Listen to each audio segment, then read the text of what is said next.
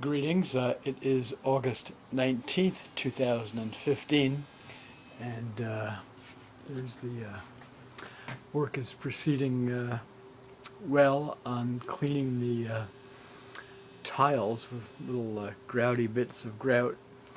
Actually, it was interesting because I found out that turning it, or having set it vertically here, it's actually easier to clean than it had been kind of standing over it while it was on my work and dining table.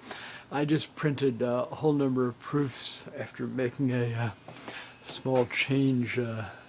Got rid of some little areas that had been by the chin of this 1999 linoleum block print portrait of late survivor refugee of Vienna and Seattle, Alexander or Alex Schwarz. And I thought, well, with all these Alex Schwarz proofs, portraits hanging up, I would use the opportunity to read the text of an article I wrote that was published in Seattle's Jewish Transcript, April 28, 2000, Report from Vienna, Jerusalem, and England by Akiva Segan, special to the transcript.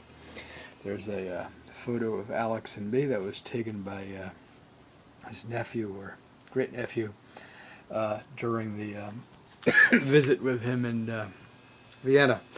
Excuse me.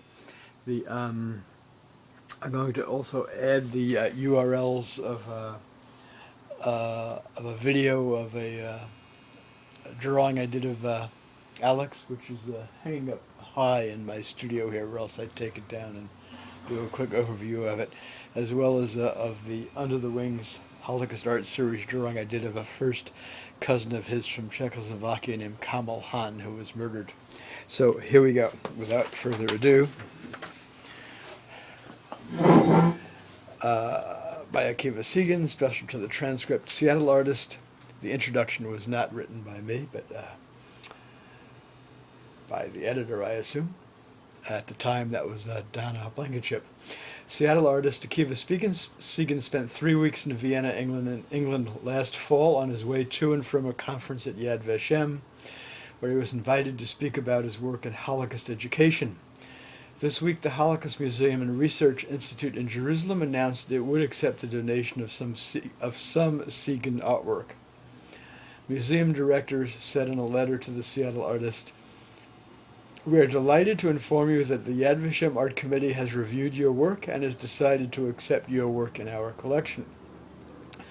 Your work will be an important addition to our museum and will highlight our effort to establish an all-encompassing collection." End of quote.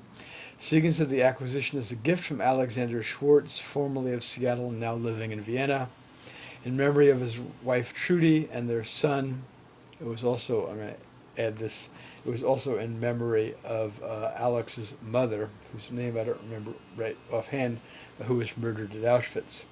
Segan's trip last fall began with a visit to Schwarz in Vienna. He shares his impressions of his journey here.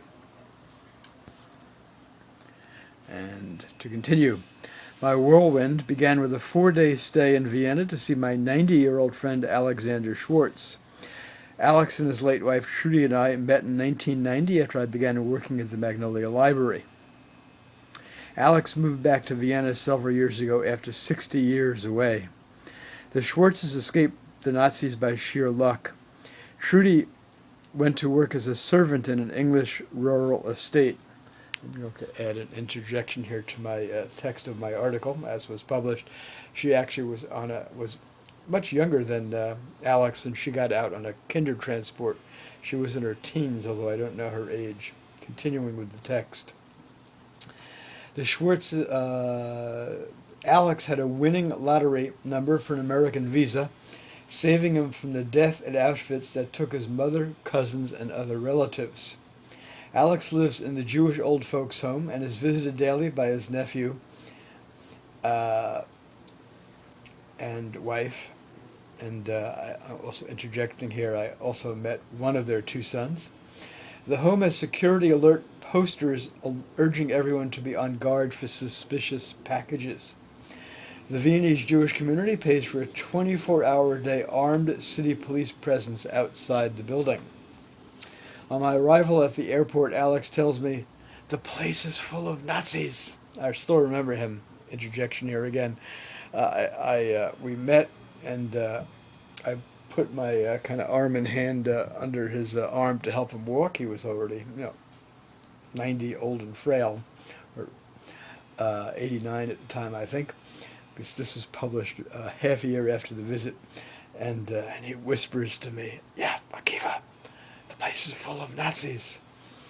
My visit coincided with the national election still making news.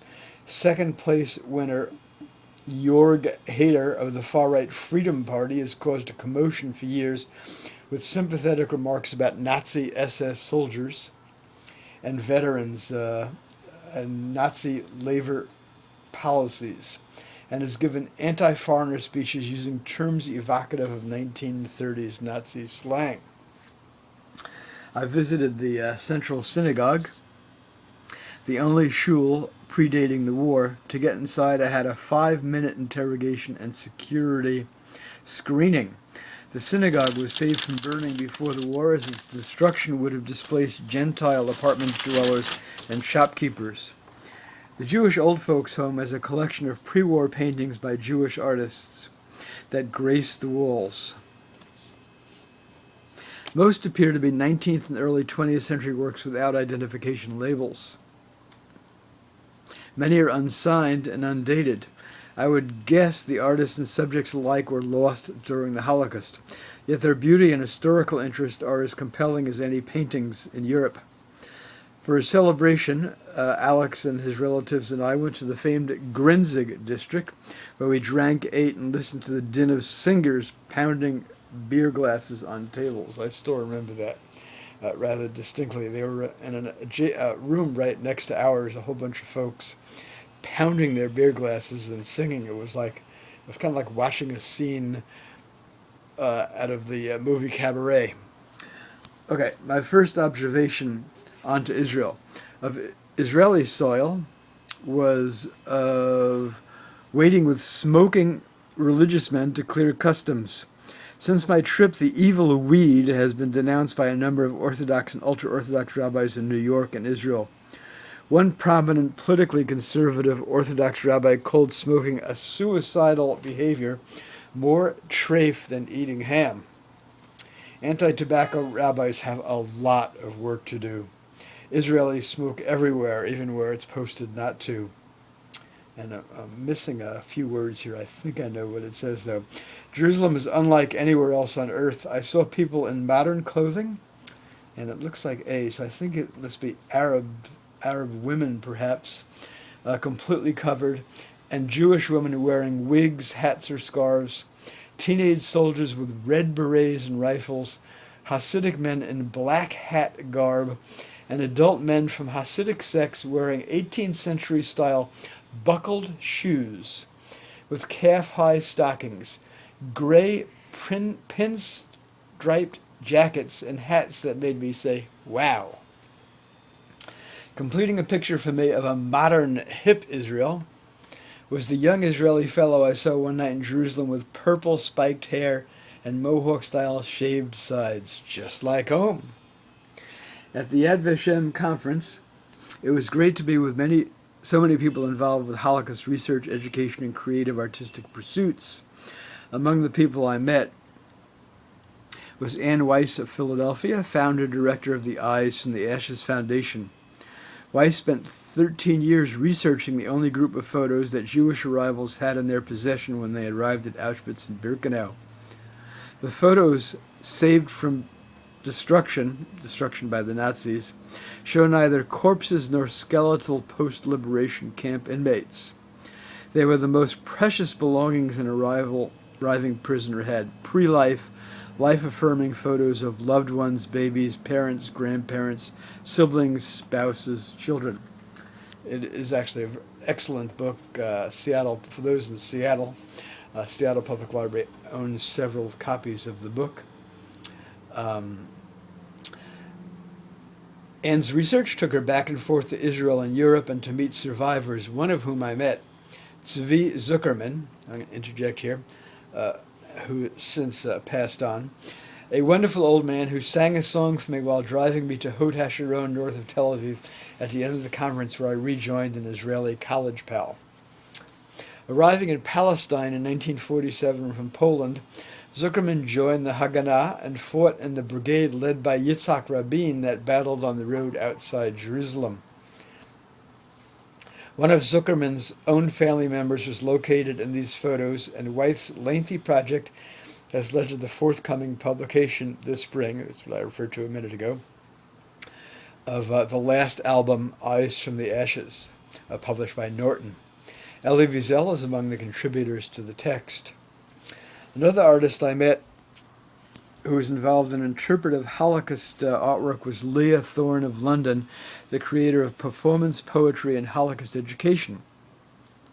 Thorne has designed a unique and desperately needed way for youth and adult audiences to process the pain and sadness that accompanies Holocaust education using easy-to-do exercises requiring no knowledge or understanding of poetry. And I'm going to add another interjection here, if I may. And it was thanks to Leah that I modeled my own drawing from healing workshop, which has evolved over the years on her workshop, which I attended while I was at the conference on performance poetry and Holocaust education, which was kind of like a group poetry writing and reading by the people who attended the workshop.